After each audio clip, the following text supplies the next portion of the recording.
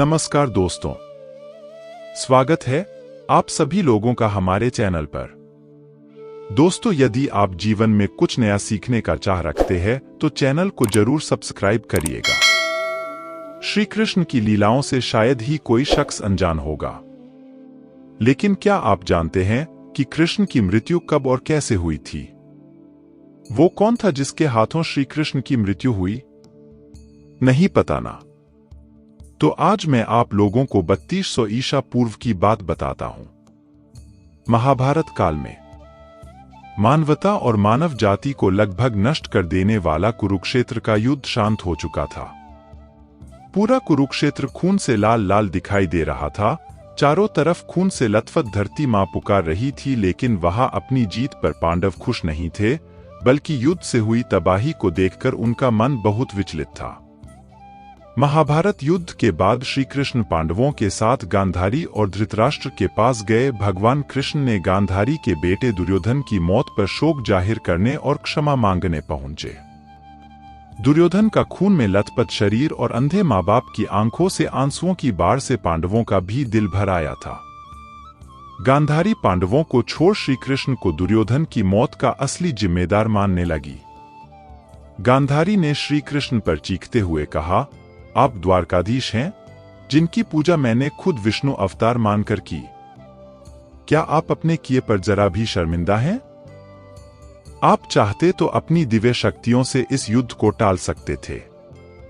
बेटे की मौत पर आंसू बहाने वाली एक मां का दुख तुम खुद अपनी मां देवकी से जाकर पूछो, जिसने अपने 7 बच्चों को अपनी आंखों के आगे मरते देखा है।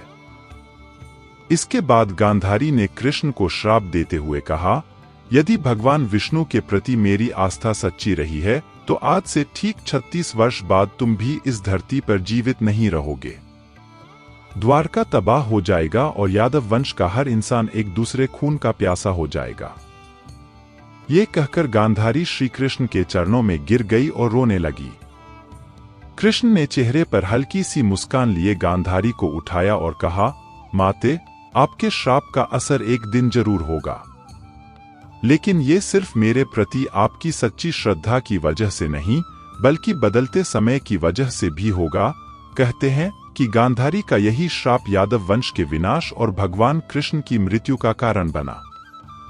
कई साल बीतने के बाद श्री कृष्ण के पुत्र सांबा गर्भवती स्त्री का वेश धारण कर ऋषि मुनियों से मिलने गए। ये देखकर ऋषि भड़क गए और उन्होंने सांबा को श्राप दिया कि तुम एक ऐसे लोहे के तीर को जन्म दोगे जो तुम्हारे कुल साम्राज्य का सर्वनाश कर देगा। इससे सांबा बहुत डर गए और उन्होंने इस पूरी घटना के बारे में उग्रसेन को बताया। सांबा को इस श्राप से बचाने के लिए उग्रसेन ने कहा कि वो एक तीर का चूर्ण बनाकर उस प्रभास नदी में प्रवाहित कर दे। ऐसा करने से वो श्राप मुक्त हो जाएगा। जिस इलाके में इस चूर्ण को जमा किया गया था, वहां एक खास प्रकार की घास उगाई। ये देखकर उग्रसेन ने कहा कि यादव राज्य में किसी भी प्रकार के नशीले पदार्थों का उत्पादन और वितरण नहीं किया जाएगा। इसके बाद द्वारका में कुछ बेहद अशुभ संकेत देखे गए, जिसमें सुदर्शन चक्र, श्री कृष्ण का शंख, उनका रथ और बलराम के हल का अदृश्य हो जाना शामिल है। द्वारका में अपराध और पाप बढ़ने लगे थे। ये देख श्री कृष्ण परेशान हुए और उन्होंने अपनी प्रजा से प्रभास नदी के तट पर जाकर पापों का प्रायश्चित करने का आग्रह किया। द्वारकावासी वहां जाकर मदिरा के नशे में चूर एक दूसरे से लड़ने लगे। गांधारी के श्राप के अनुसार यादव वंश के सभी लोग आपस में लड़कर मर गए। इस घटना के कुछ समय बाद श्री कृष्ण एक पेड़ के नीचे योग समाधि ले रहे थे। इसी दौरान जरा नाम का एक शिकार वहां हिरण की तलाश में आ गया। जरा ने कृष्ण के हिलते हुए पैरों को हिरण समझा और तीर चला दिया। इसके बाद शिकारी श्री कृष्ण के पास पहुंचा और अपनी गलती के लिए उनसे क्षमा मांगने लगा। तब श्री कृष्ण ने उसे सांत्वना दी और बताया कि कैसे उनकी मृत्यु निश्चित थी। श्री कृष्ण ने कहा, त्रेता युग में लोग मुझे राम के नाम से जानते थे। राम ने सुग्रीव के बड़े भाई बाली का छिपकर वध किया था। अपने पिछले जन्म की सजा उन्हें इस जन्म में मिली है। दरअसल जरा ही पिछले जन्म में बाली था।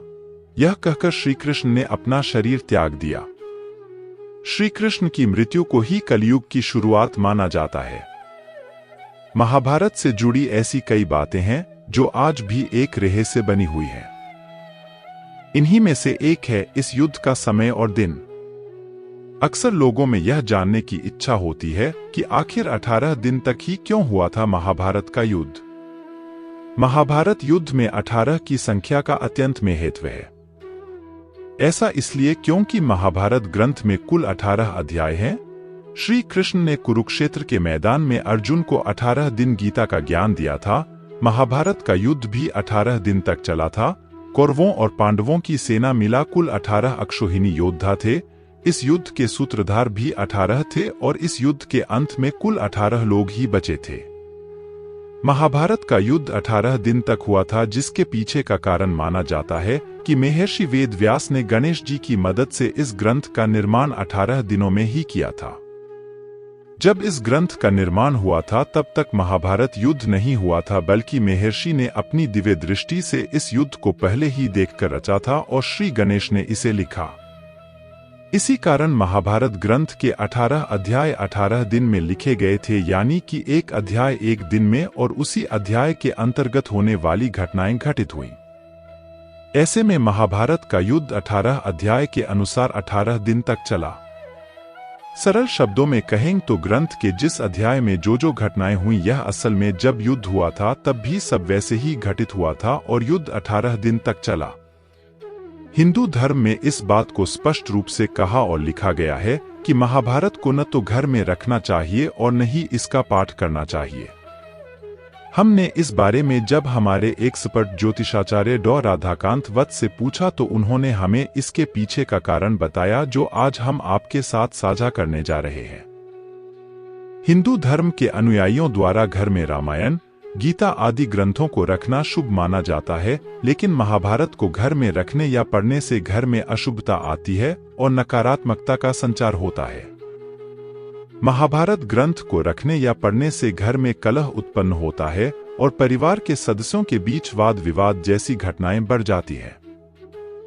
यहां तक कि परिवार के सदस्यों के बीच मतभेद के साथ साथ मनभेद की संभावना जन्म लेने लगती है। दोस्तों, यदि आप लोगों को यह छोटी सी वीडियो अच्छा लगा हो तो वीडियो को जरूर शेयर करें और ऐसी ही अन्य वीडियो देखने के लिए जुड़े रहे प्रभु वाणी यूट्यूब चैनल से। धन्यवाद।